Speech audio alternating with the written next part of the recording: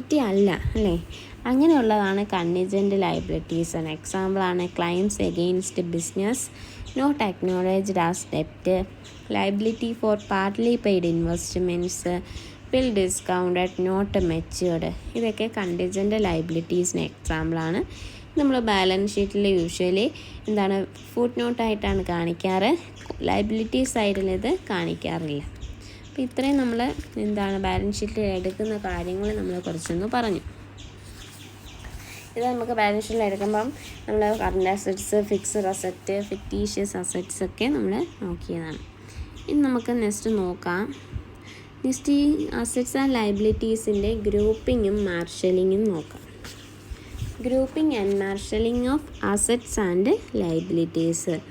അസറ്റ്സിൻ്റെയും ലയബിലിറ്റീസിൻ്റെയും ഗ്രൂപ്പിങ്ങും മാർഷലിങ്ങുമാണ് നമ്മൾ നോക്കുന്നത്. ഗ്രൂപ്പിംഗ് എന്ന് പറഞ്ഞാൽ grouping means putting together items of a similar nature under a common heading. അതായത് ഒരു കോമൺ ഹെഡിങ്ങിന് കീഴിൽ സിമിലർ നേച്ചറിലുള്ള ഐറ്റംസിനെല്ലാം